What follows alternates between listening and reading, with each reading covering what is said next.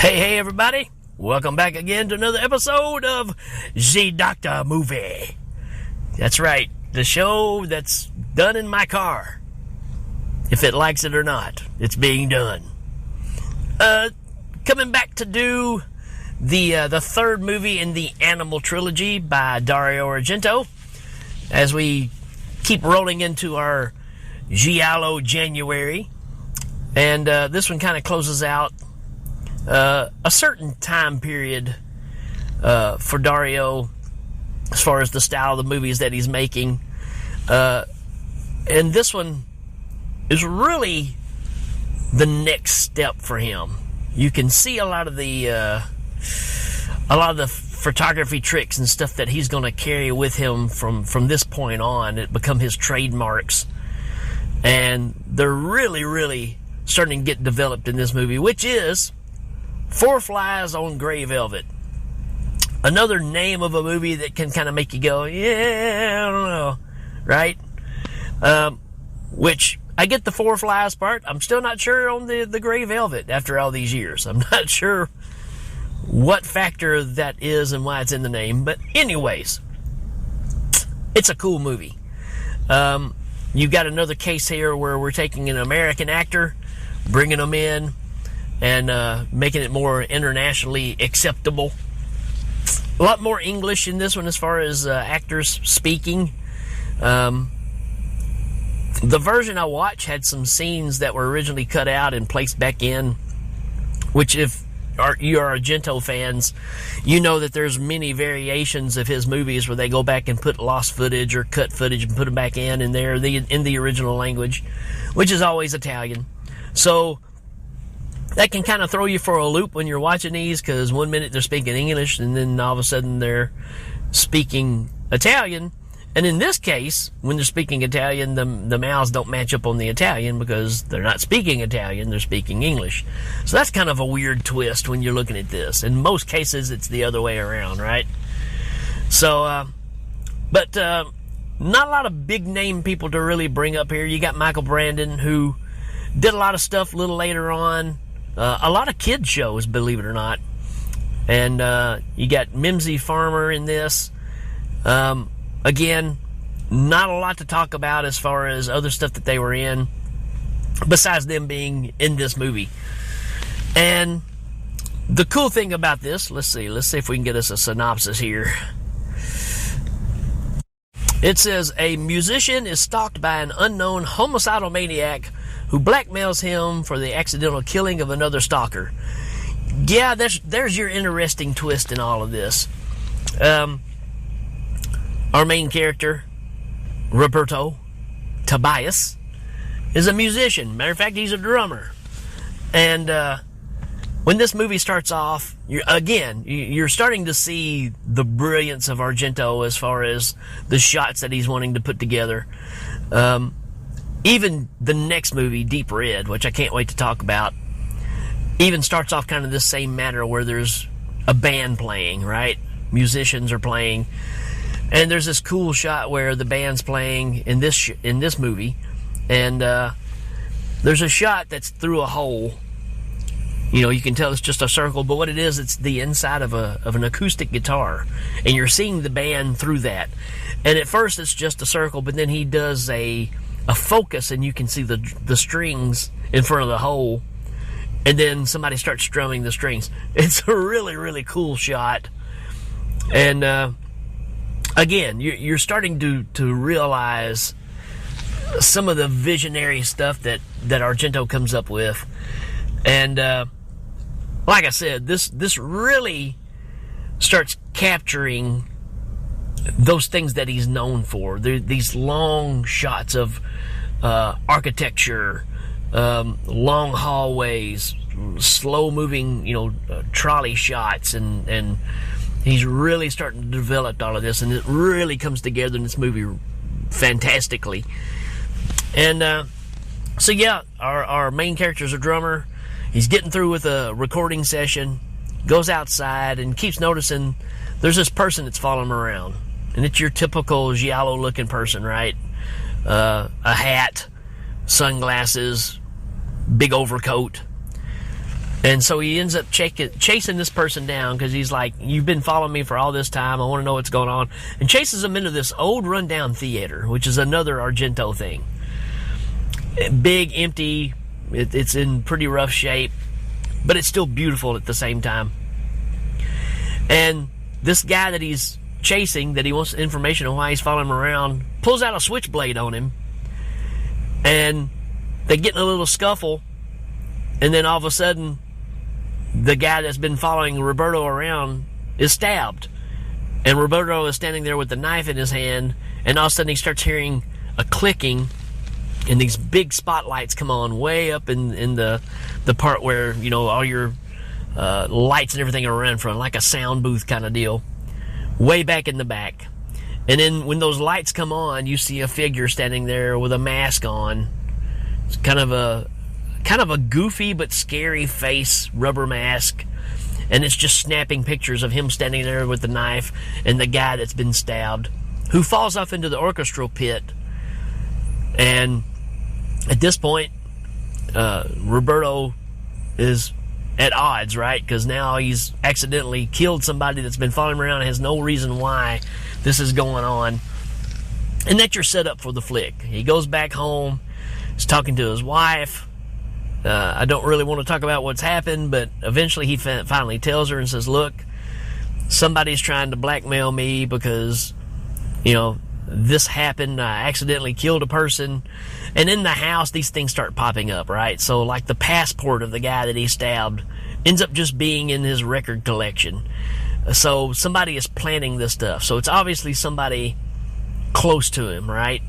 Somebody that comes in his house or comes in and out and has no issue with getting in. And it just really builds from there. You got some extra characters that are friends that come and hang out all the time. This is 1972, so this is also when big natural curly hair and big porn mustaches come into play, right? Because there's a buddy of his that's, believe it or not, I believe he's an investigator, works for a newspaper or whatever, a reporter. And so he kind of pulls a switch on you here, right? And this person's not really that involved. But while this big party's going on in his house, that's when he finds this stuff laying around his house that is obviously pointing out that you are being blackmailed for, you know, what's being done. And he goes to find a friend of his named Godfrey, which he just calls God. And this guy knows people, right? He's got connections that can help him out. Who to talk to, who not to talk to, who to get to investigate this, who to get to investigate that. So he lines him up with all these people and gets him an investigator to work with him. And as you can imagine, everything he tries falls short. The investigator ends up getting knocked off. And again, these are so hard to talk about and not give something. I'm having to think about everything I say before I say it because I'm so afraid of releasing something. But there is this one thing that's reoccurring throughout the whole movie, and it's this shot of whenever Roberto's laying down and going to sleep, he has this dream, almost a nightmare. And it's of this guy being beheaded because of some crime he did in some courtyard, obviously in some foreign country. But and what it is his buddy with the porn mustaches. No, it's another guy that's there. Is telling the story of what he witnessed while he was over in this country and how they just handle criminals and all that kind of stuff. So this lays heavy in his mind because, you know, he's accidentally killed somebody and paying for the crime, and this is what he visualizes as what's going to happen. So it really, you know, does a psyche number on him.